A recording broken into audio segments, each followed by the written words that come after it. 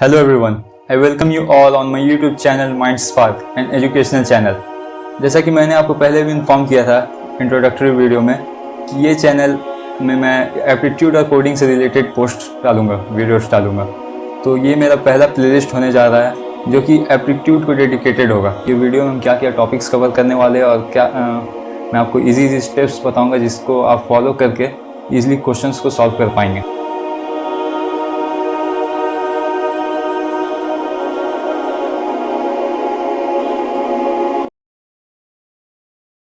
तो आइए बात करते हैं कि एप्टीट्यूड क्यों इम्पॉर्टेंट है। अगर एप्टीट्यूड की बात किया जाए कि ये आपके पॉइंट ऑफ व्यू या फिर मेरे पॉइंट ऑफ व्यू से क्यों इम्पॉर्टेंट है, इसका रीज़न ये है कि ये पर्सनैलिटी डेवलपमेंट के लिए बहुत इम्पॉर्टेंट होता है, क्योंकि आप इसमें क्रिटिकल थिंकिंग करते हैं। आपका थिंकिंग एबिलिटी इससे पता चलता है। जैसे कि आपका बहुत सारा डेली रिलेटेड टास्क जो होता है, इसमें बहुत सारे ऐसे क्वेश्चंस बताए जाते हैं जो उससे रिलेटेड होते हैं। तो इससे आपका थिंकिंग एबिलिटी भी बढ़ता है। और जो इसका मेजर फैक्टर है वो ये है कि बहुत सारी कंपनीज इंक्लूडिंग MNCs जो कि आती है, वो अपने हायरिंग प्रोसेस में सबसे पहला स्टेप एप्टीट्यूड को रखती है। तो एप्टीट्यूड के वो कुछ क्वेश्चंस कैंडिडेट्स को देती है कुछ लिमिटेड टाइम में।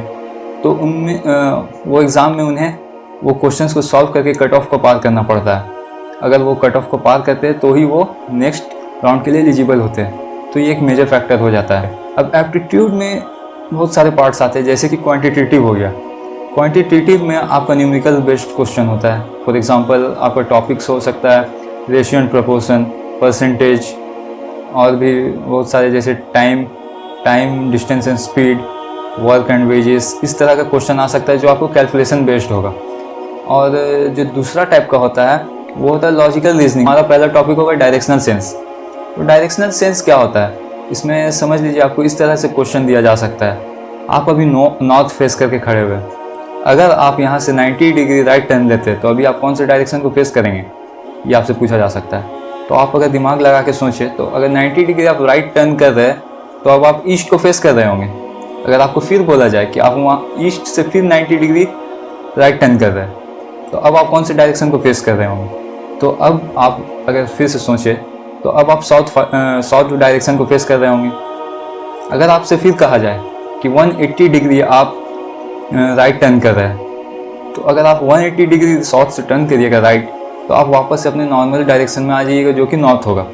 तो इस तरह का क्वेश्चन को कॉम्प्लिकेट करके दिया जा सकता है। जैसे कि आपको बोला जा सकता है कि 30 मीटर आप आगे जाकर 30 डिग्री राइट एंगल में राइट साइड 30 डिग्री एंगल में मुड़ के आप और फिर 20 मीटर आगे जा रहे हैं। अब आप ये बताइए कि आप अपने रेफरेंस पॉइंट से कितने दूर है और कौन से डायरेक्शन में। तो इस तरह का क्वेश्चंस आपको कॉम्प्लिकेटेड करके आ सकता है। और तीसरा जो पार्ट होता है वो होता है वर्बल एबिलिटी। वर्बल एबिलिटी में आपको इंग्लिश के क्वेश्चंस दिए जा सकते हैं, जैसे कि फॉर एग्जांपल प्रीपोजिशंस हो गया, उसके बाद फिर आर्टिकल्स हो गया, आइटम एंड फ्रेजेस हो गया। इस तरह के क्वेश्चंस आपको फिल इन द ब्लैंक्स या फिर दूसरे तरीके से पूछा जा सकता है। तो हमारा जो ये प्लेलिस्ट होने वाला है अभी ये लॉजिकल पर बेस्ड होगा। अच्छा, जैसे कि आप खाना बनाने जाते हैं, कुकिंग करने जाते हैं, तो आपको ज़रूरत पड़ती है क्या क्या चीज़, इंग्रेडिएंट्स की, और आपको रेसिपी भी पता होना ज़रूरी है। आपको जब ये पता होगा तभी आप खाना अच्छे तरीके से बना पाएंगे, वरना कुछ भी बन जाएगा। उसी तरीके से जब आप क्वेश्चन बनाने जा रहे हैं किसी टॉपिक को लेकर, तो उसके बारे में आपको बेसिक अंडरस्टैंडिंग होना बहुत ज़रूरी है। तो ये जो फार्मूलास और टिप्स लिखा हुआ है यहाँ पर, ये सब जो टॉपिक्स है, ये सबको मैं कवर करने जा रहा हूँ ताकि आपको एक बेसिक सेंस हो जाए ये टॉपिक के बारे में। उसके बाद हम लोग क्वेश्चन बनाने जाएंगे, वहाँ पर हम लोग ये कॉन्सेप्ट्स को यूज़ करके वहाँ क्वेश्चन बनाएंगे। तो आइए देखना शुरू करते हैं। सबसे पहले हम लोग देखते हैं मेन डायरेक्शन किसे बोलते हैं।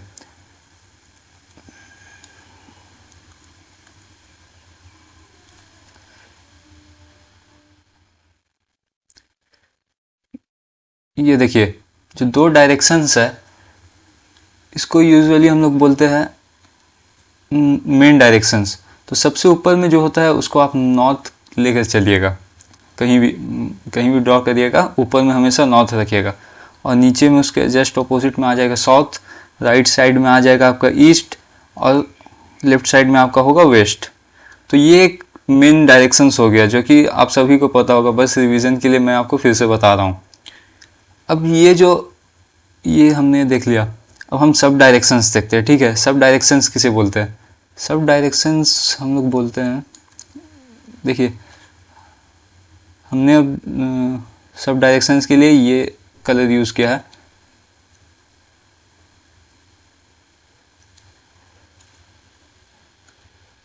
तो जब नॉर्थ और ईस्ट के बीच में कोई सा डायरेक्शन होगा तो उसे बोला जाएगा नॉर्थ ईस्ट। जब नॉर्थ और वेस्ट के बीच में होगा तो वो बोला जाएगा नॉर्थ वेस्ट। और जब वेस्ट और साउथ और वेस्ट के बीच में होगा तो वो कहलाएगा साउथ वेस्ट। इसका ध्यान रखिएगा कि वेस्ट साउथ नहीं होगा, ये साउथ वेस्ट होगा, और यहाँ भी साउथ ईस्ट होगा, ठीक है। तो ये आपका हो गया सब डायरेक्शंस, ये भी हमने कवर कर लिया। अब इतना तो आपको बेसिक अंडरस्टैंडिंग हो ही गया होगा। इसके बीच में 90 डिग्री होता है, नॉर्थ और ईस्ट के बीच में, और वैसे ही सेम इसके बीच में भी 90 डिग्री होता है, और इसके बीच में भी 90 डिग्री, ये भी 90 डिग्री, टोटल ऑल ओवर मिल के 360 डिग्री बनाता है, ठीक है। अब हम इसकी बात करें, इसके बीच में ये आपका अगर पूरा 90 है तो इसको बाइसेक्ट करेंगे तो ये आपका बन जाएगा 45 डिग्री। वैसे ही सेम ये सब भी 45 डिग्री ही होगा, तो ये आपको ध्यान में रखना है, ये सब 45 डिग्री होगा। ये दो टॉपिक देख लिया। अब हम देखने जा रहे हैं कि मैच विथ क्लॉक डायग्राम। अब ये मैं एक आपको इजी कॉन्सेप्ट समझाने जा रहा हूँ। हो सकता है कभी आप डायरेक्शंस को भूल भी जाते हो, तो ये कॉन्सेप्ट यूज़ करके आप आसानी से उसे याद रख सकते हैं। क्लॉक आप सबने देखा होगा, क्लॉक में नंबरिंग कैसे दी जाती है। यहाँ पर होता है 12, यहाँ पर होता है 6, यहाँ होता है 3, और यहाँ पर होता है 9। तो अगर इसको हम थोड़ा सा मॉडिफाई करें तो इसे हम बना सकते हैं n, इसे हम बना सकते हैं s, इसे हम इधर करके e बना सकते हैं, और इसे जो बच गया वो वेस्ट हो जाएगा। तो इस तरीके से आप इजीली इसे याद रख सकते हैं। ऊपर नॉर्थ हो जाएगा, नीचे साउथ हो जाएगा, ये ईस्ट हो जाएगा, और ये वेस्ट होगा। तो ये एक बेसिक ट्रिक था जिसको आप यूज़ करके सॉल्व कर सकते हैं। तो ये 3 टॉपिक्स हमारा कवर हो गया। अब मैं आपको बताऊंगा क्लॉकवाइज और एंटी क्लॉकवाइज क्या होता है।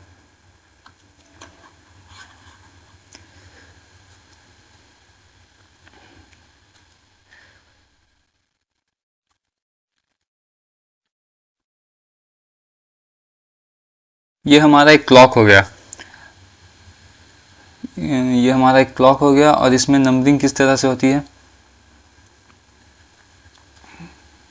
यहाँ पर होता है आपका 12, यहाँ होता है 3, यहाँ होता है 6, और यहाँ पर 9 होता है। और ये जो आवर हैंड या फिर मिनट हैंड जो होता है वो किसी नंबर को पॉइंट कर रहा होता है। और आप देखे होंगे जब क्लॉक जब मूव करता है उसका हैंड, तो वो इस डायरेक्शन में मूव करता है। अगर हम कोई भी डायरेक्शन ले रहे हैं, अगर उसमें हम ये ले रहे हैं कि जो क्लॉक का डायरेक्शन होता है उसका हैंड का मूविंग का, तो वो कहलाएगा क्लॉकवाइज डायरेक्शन, ये होगा क्लॉकवाइज। अगर उसका अपोजिट हो रहा है कहीं भी मूवमेंट तो वो कहलाएगा एंटी क्लॉकवाइज।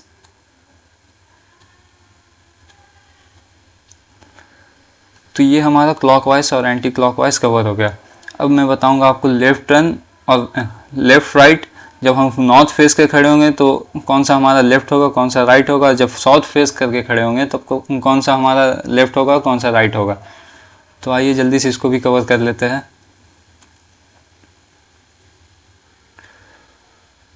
एज्यूम करिए कि ये तो अच्छा ड्रॉ नहीं हो रहा, मैं एक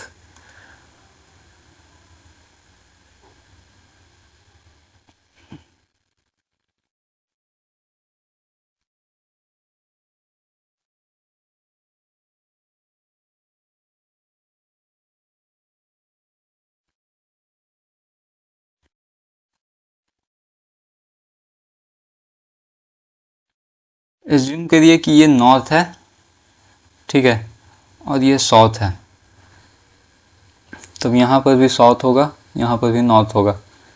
जब आप यहाँ पर खड़े होंगे ये पॉइंट पे और इस तरफ फेस कर रहे होंगे आप, जब आप नॉर्थ की तरफ फेस कर रहे होंगे तो आपका राइट साइड ये हो जाएगा जो कि ईस्ट की तरफ होगा, राइट साइड, और आपका लेफ्ट साइड हो जाएगा जो वेस्ट की तरफ होगा, ठीक है।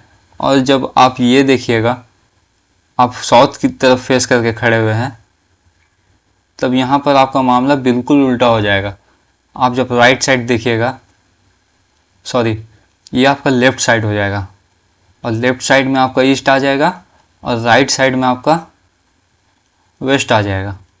तो जब आप नॉर्थ फेस करके खड़े हैं तब लेफ्ट साइड में आपका वेस्ट होगा और राइट साइड में ईस्ट होगा, लेकिन जब आप साउथ फेस करके खड़े होंगे तब आपका लेफ्ट साइड में ईस्ट होगा और राइट साइड में वेस्ट होगा। तो इस बात का अच्छा से ध्यान रखना है।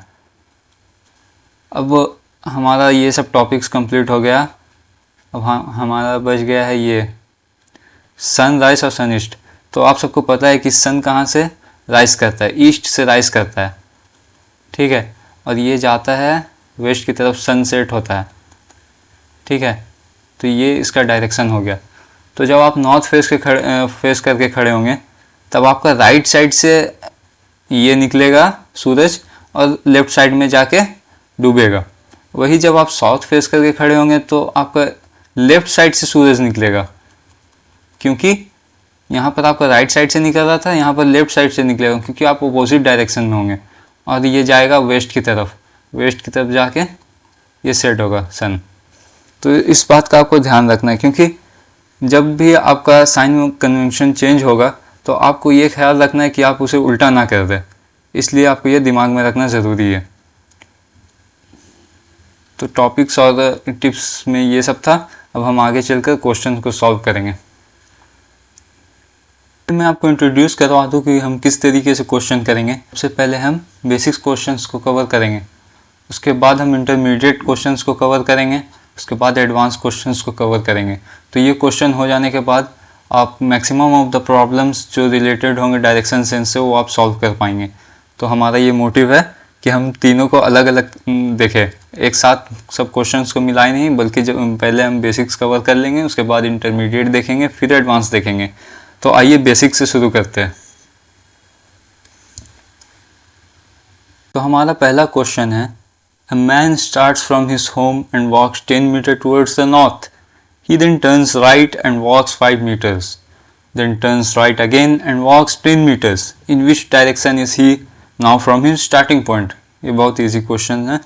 तो आप अगर हर सेंटेंस को फॉलो करिए तो आप इसका आंसर इजीली निकाल पाएंगे। तो सबसे पहला बोला गया है कि A man starts from his home and walks 10 meters towards the north.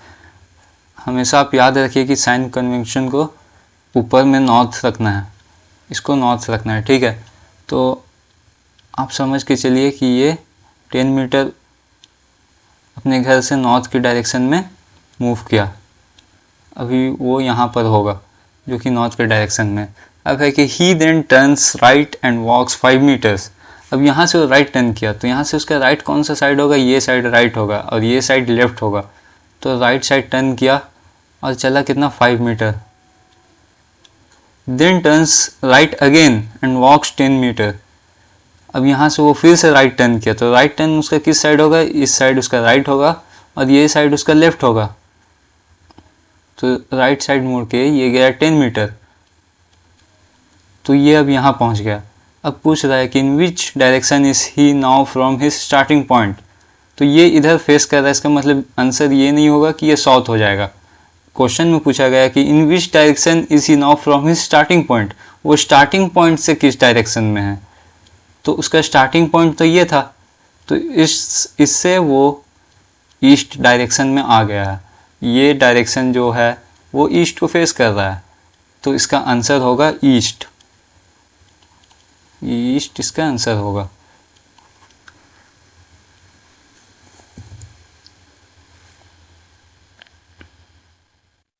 आइए अब जल्दी से दूसरा क्वेश्चन को देखते हैं। दूसरा क्वेश्चन है, a women starts walking from a point P, she walks 6 metre toward the east, then turns left and walks 8 metres, finally C turns left again and walks 6 metres, how far is C from point P and in which direction. तो ये question भी easy है। आपको सबसे पहले एक point P लेना है जहाँ पर वो वुमेन खड़ी होगी। She walk 6 metre towards the east. हम लोग जानते हैं कि ईस्ट हमारे राइट साइड में होता है अगर हम लोग नॉर्थ फेस कर रहे होंगे। तो और वो क्लॉक के हिसाब से भी मैंने आपको बताया था, यहाँ 3 होता है तो आप इसको ई भी बोल सकते हो, मीन्स इस तरफ ईस्ट है तो वो 6 मीटर ईस्ट की तरफ जाएगी, ये 6 मीटर है।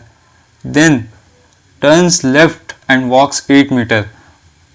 ये वुमेन के हिसाब से ये साइड उसका लेफ्ट होगा और ये साइड राइट होगा, तो लेफ्ट मुड़कर वो 8 मीटर जाएगी। अब यहाँ आई वो 8 मीटर। उसके बाद दिया गया है finally C turns left again and walk 6 metre. Last में वो फिर से लेफ्ट टर्न करेगी और 6 मीटर आगे बढ़ेगी, तो ये 6 मीटर यहाँ आ गई है। तो क्वेश्चन में पूछ रहा है how far is C from the point P and in which direction. तो पूछ रहा है कि वो पॉइंट पी से अब कितनी दूरी पर है और कौन से डायरेक्शन पर है। तो आप जैसे कि देख सकते हैं ये एक रेक्टेंगल फॉर्म हो गया, क्योंकि यहाँ पर वो लेफ्ट मुड़ी थी तो 90 डिग्री बन गया, यहाँ भी 90 डिग्री बन गया। अब पॉइंट पी से वो यहाँ पर सीधा सीधी 8 मीटर पर है, क्योंकि ये 8 है तो ये भी 8 होगा, ठीक है। तो एक आंसर तो इसका निकल गया कि how far is C from point P, वो तो 8 मीटर होगा। अब कौन इन विच डायरेक्शन वो भी पूछ रहा है कि पॉइंट पी से किस डायरेक्शन पे है, ना कि अभी वो किस डायरेक्शन को फेस कर रही है। वो फेस कर रही होगी वेस्ट को, पर वो पॉइंट पी से नॉर्थ की डायरेक्शन पे होगी, ठीक है। तो इसका आंसर हो जाएगा 8 मीटर नॉर्थ फ्रॉम पी, ठीक है, ये इसका आंसर हो जाएगा। तो ये भी एक बेसिक क्वेश्चन था। आइए अब तीसरी क्वेश्चन को देखते हैं। इसमें लिखा है कि a girl walks 10 metre towards the south, then turns to her left and walks 15 metres. C then turns to her left and walks 10 metres and finally turns to her right and walks 5 metres. In which direction and how far is C from her starting point. तो ये question को हम भी वैसे ही solve करेंगे जैसे पिछले 2 questions को सॉल्व किया था। तो सबसे पहले मान लीजिए कि एक लड़की जो है वो यहाँ पर खड़ी हुई है। अगर वॉक्स 10 मीटर टूवर्ड्स द साउथ, तो हम जानते हैं कि ऊपर में नॉर्थ होता है और नीचे में साउथ होता है, ठीक है। तो 10 मीटर वो साउथ की तरफ जाती है। Then turns to her left and walks 15 metres. तो उसका लेफ्ट अब किस साइड हो जाएगा, ये साइड हो जाएगा, क्योंकि वो साउथ डायरेक्शन में। तो वो अब 15 मीटर्स चल कर जाती है अपनी लेफ्ट की तरफ, तो अब वो ईस्ट डायरेक्शन में आ गई है। She then turns to her left and walks 10 metres. और फिर से वो टर्न करती है लेफ्ट और 10 मीटर्स जाती है, तो उसका लेफ्ट अब इस साइड हो जाएगा और वो 10 मीटर्स आगे जाती है। And finally turns to her right and walks 5 metre.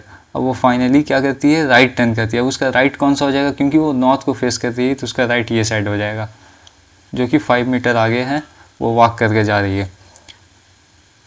In which direction and how far is C from her starting point. उसका स्टार्टिंग पॉइंट कौन सा था, ये था उसका स्टार्टिंग पॉइंट।